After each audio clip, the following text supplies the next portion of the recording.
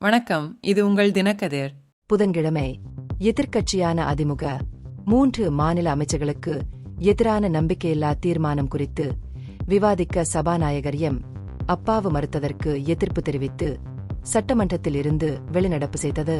அன்றைய கூட்டத்தொடர் தொடங்கிய சிறிது நேரத்திலேயே இந்த சம்பவம் நடந்தது.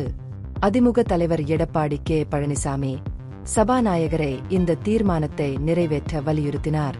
பழனிசாமியின் மேல்முறையீடு இருந்தபோதிலும் சபாநாயகர் கோரிக்கையை ஏற்க மறுத்துவிட்டார்.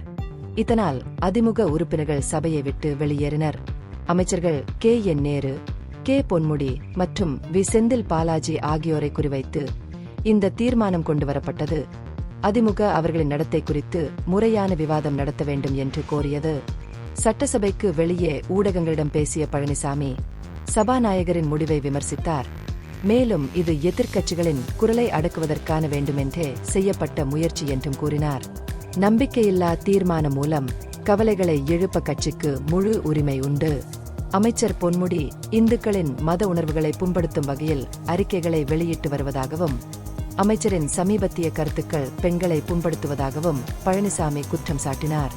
ஆளும் திமுக இதுபோன்ற நடத்தையை கண்டுகொள்ளாமல் பொதுமக்களின் நலனுக்காக செயல்பட தவறியதாக கூறப்படுவதை அவர் கண்டித்தார்.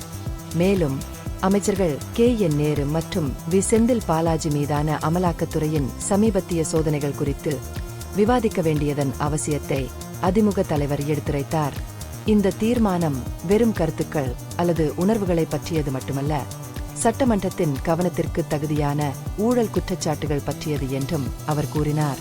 இந்த பகுப்பாய்வு நுண்ணறிவுள்ளதாக கண்டால் முக்கியமான அரசியல் முன்னேற்றங்கள் குறித்த கூடுதல் புதுப்பிப்புகளுக்கு லைக் செய்யவும், ஷேர் செய்யவும், சப்ஸ்கிரைப் செய்யும்.